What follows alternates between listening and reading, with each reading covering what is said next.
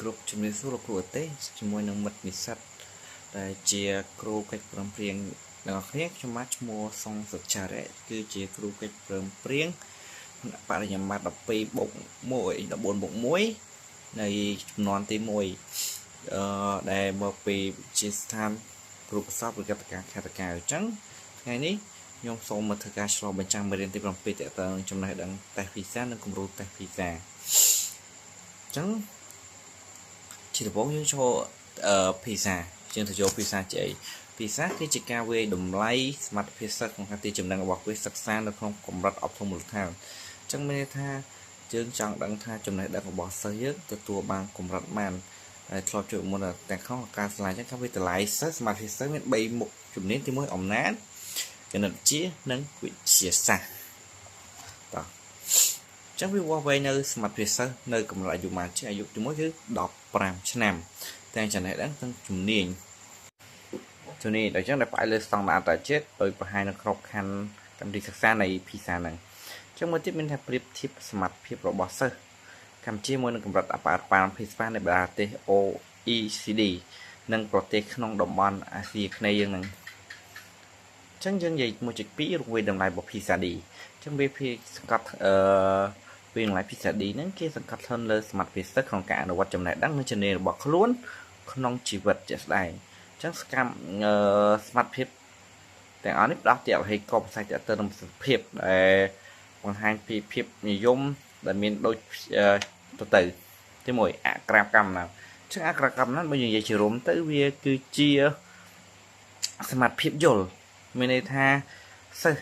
មានវិចារណញ្ញាណដែលអាចថាគាត់អាចយល់ពីអត្ថបទយល់ពីខ្លឹមសារហ្នឹងបានស៊ីជម្រៅមិនគាត់ថាគាត់ចេះតែអានបានតាមតែដឹងប៉ុន្តែគាត់អត់យល់ពីអត្ថន័យនៃសំណួរឬក៏គាត់អត់យល់ពីខ្លឹមសារនេះច្បាស់លាស់មានន័យថាគាត់អានបានប៉ុន្តែគាត់យល់ខ្លឹមសារបានអញ្ចឹងជាចំណុចមួយ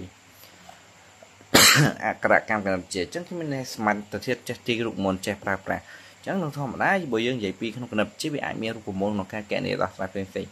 ប៉ុន្តែវាមិនមែនគ្រាន់តែថាឲ្យសិស្សចាំតែរូបមន្តមួយហ្នឹងបញ្ចប់តាមហ្នឹងទេអញ្ចឹងឲ្យសិស្សហ្នឹងអាចដឹងថាតើយើងចេះអាហ្នឹងយកប្រើប្រាស់ក្នុងជីវភាពរស់នៅបានដោយដូចផ្ដេចហើយគាត់យល់ពីអត្ថន័យឬគោលទាំងមួយហ្នឹងបាតុភូតហ្នឹងថាបានមកពីណាអញ្ចឹងមានន័យថាពេលគាត់ចេះវិនិច្ឆ័យទៅគាត់ដល់ចំណុចត្រូវចំណុចខុសឃើញហើយចឹងយើងសូមបន្តមកទៀតគឺអក្ខរកម្មវិទ្យាសាស្ត្រគេហៅថា Science Intelligence Literacy ចឹងមានន័យថាសមត្ថភាពបញ្ញាដឹងពីបញ្ញាសាស្ត្រមានតែទៅនឹងថាមិនសិស្សហ្នឹងគ្រាន់តែគាត់អាចយល់អាចដឹងថាត្រឹមថារង្វាស់គណិតគាត់ហ្នឹងអានតែយល់អក្សរទេវាដូចជាសមត្ថភាពអំណាចដែរអញ្ចឹងយើងចង់ឲ្យគាត់យល់ពីបាតុភូតនៃវិទ្យាសាស្ត្របច្ចេកវិទ្យាហ្នឹងឲ្យបានស៊ីជម្រៅចេះតែរៀបចេណាដឹងពីទិន្នន័យវិទ្យាសាស្ត្រមកពីណា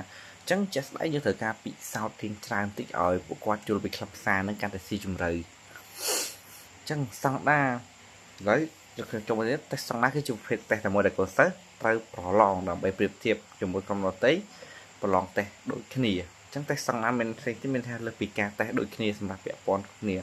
ចឹងតេស្តស្តង់ដារត្រូវរៀបចំឡើងតាមស្តង់ដារកម្មវិធីសិក្សាដែលស្តង់ដាររដ្ឋជាក់លាក់ណាមួយចឹងមានថាតេស្តស្តង់ដារហ្នឹងវាកើតឡើងរូបបាន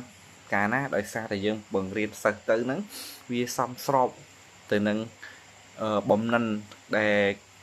រដ្ឋាភិបាលឬក៏ក្រសួងអប់រំយុវជននិងកីឡាហ្នឹងគឺអត់បានរៀបចំឲ្យយើងរៀននៅហើយមានន័យថាគាត់រៀបមេរៀនហ្នឹងដើម្បីបង្រៀនសិស្សអញ្ចឹងបើសិនជាយើងបង្រៀនខុសពីក្រសួងធ្វើឲ្យសិស្សហ្នឹងកាន់តែវិលវល់ហើយក៏អាចការយល់ហើយនេះជាចំណុចដែលយើងត្រូវយល់ត្រង់ហ្នឹងឲ្យសំខាន់តិចអញ្ចឹងស្ថាប័នណាតើបើគេអនុវត្តទីតាំងអ្នកប្រឡងឆ្នាំដូចជាក្នុងបន្ទប់កុំព្យូទ័រតាមជុំឬបញ្ជាក់មនុស្សប្រឡងតែស្តង់ដារវាវាស់វែងបំណងធំ3ដូចដែលយើងបានបញ្ជាក់ពីលើទី1អំណាចបែបតេស្តពិចារណាទី2គណិតវិទ្យាទី3នឹងការសរសេរ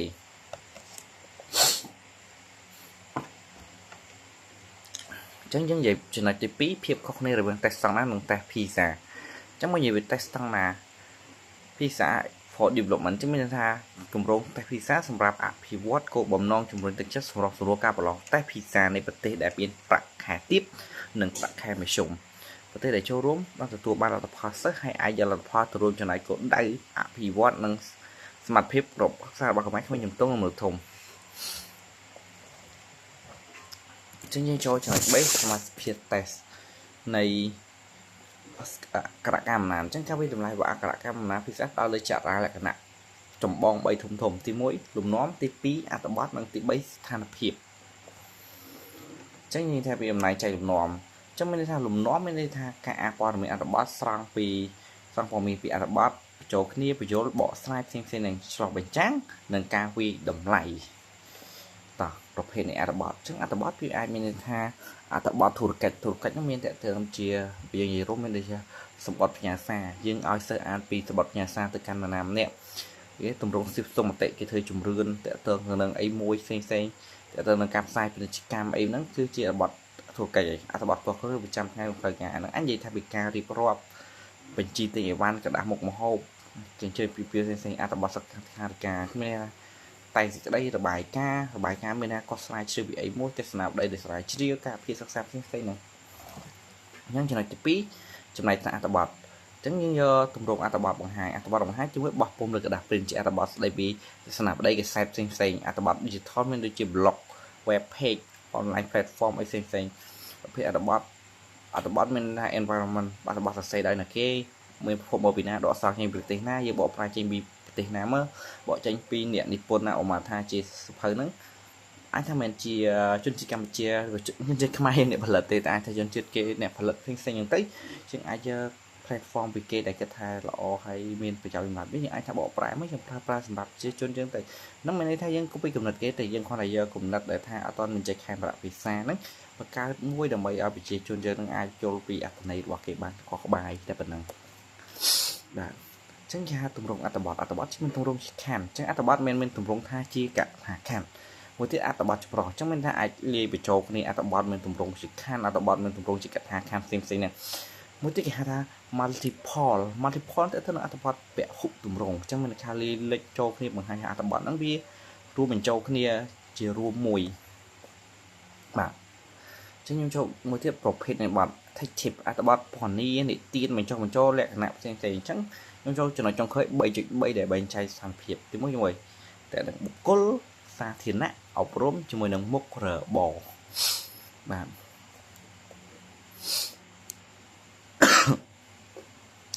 ចុះបើយើងនិយាយជារួមទៅតែភាសាហ្នឹង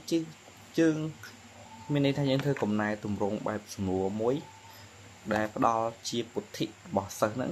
ពីលំដាប់ពីទាបទៅខ្ពស់មានន័យថាកម្រិតហ្នឹងកម្រិតណាយើងមិនអាចធ្វើ ABL មួយដែលអាចថាកម្រិតហ្នឹងវា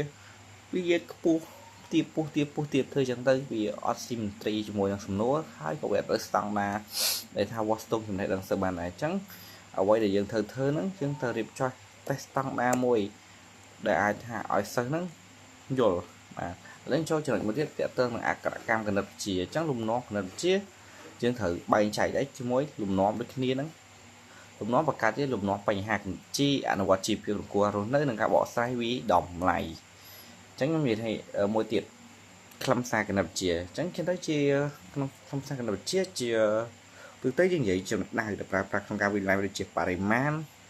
យើងចង់ដឹងថាចំនួនកម្ពស់កំហាប់អីផ្សេងហ្នឹងភាពមិនច្បាស់លាស់នឹងទិន្នន័យអញ្ចឹងភាពមិនច្បាស់លាស់នឹងទិន្នន័យនេះចង់បានទិន្នន័យតែតើជំរឿនឬក៏ភាពប៉ាន់ស្មានអីមួយដែលថាយើងអត់ទាន់គិតថាវាត្រឹមត្រូវ100%ត្រូវប៉ាន់ស្មានបំរែបំរួលនឹងទំនាក់ទំនងអញ្ចឹងមានន័យថាបំរែបំរួលមានន័យថាផ្លាស់ប្ដូរកើនឡើងឬក៏ថយចុះតាក់ទងនឹងអង្គធាតុមួយឬក៏វត្ថុមួយអីផ្សេងហ្នឹងអញ្ចឹងពេលដែលវាកើនឡើងឬថយចុះនេះគឺជាចំណុចមួយដែលយើងសិក្សាតែមួយលំហនឹងទង់ជ័យអញ្ចឹងលំហមានន័យថានិយាយពី space មានន័យថា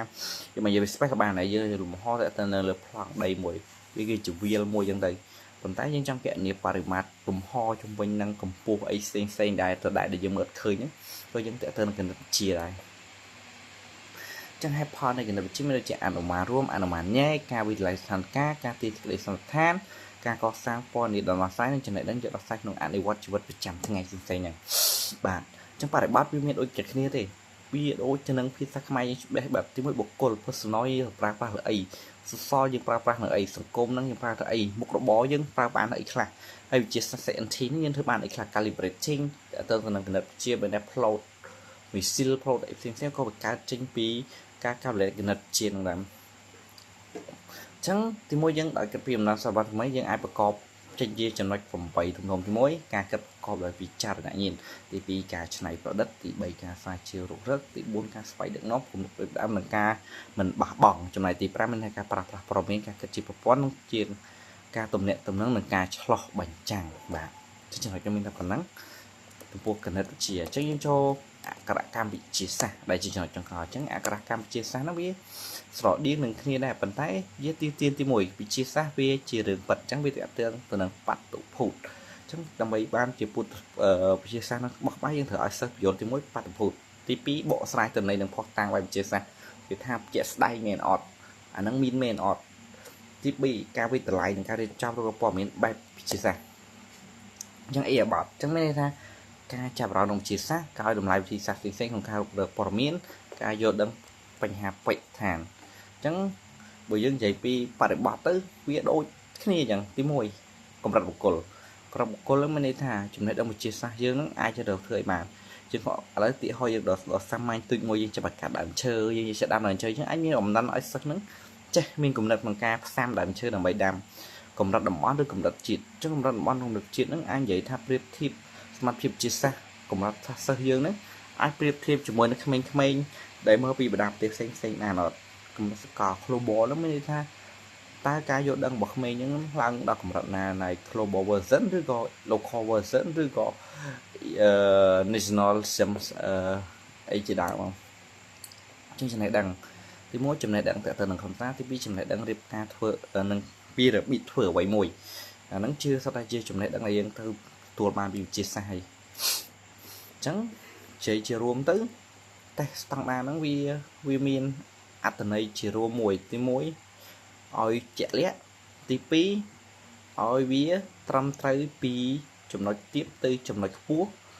ការរៀបចំផ្លូវសំណួរដែលប្រកបដោយលក្ខខណ្ឌដែលធ្វើឲ្យសិស្សនឹងអាចយល់មានន័យថាបតិកាលាគ្នាបានថាពីសំណួរបិទសំណួរដែលមានការគិតធំល្មមដែលមានចម្លើយជ្រើសរើសបំពេញឬក៏ចូលសម្រាប់សំណួរបិទរហូតដល់សំណួរបែបត្រេះរិះពិចារណាបើកគំនិតផ្សេងៗអញ្ចឹងនិយាយជារួមទៅតែភាសាដែលខ្ញុំបានបកស្រាយមានតែប៉ុណ្្នឹងអញ្ចឹងសូមលើកដៃ10គ្រប់អរគុណលោកគ្រូដែលបានចាត់ខំរៀនខ្ញុំសម្រាប់មុខវិជ្ជា learning assessment អញ្ចឹងសូមអរគុណចំពោះសប្តាហ៍នេះខ្ញុំសូមបញ្ចប់វីដេអូនេះអញ្ចឹងសូមអរគុណចាស់លោកគ្រូសូមជម្រាបលាលោកគ្រូ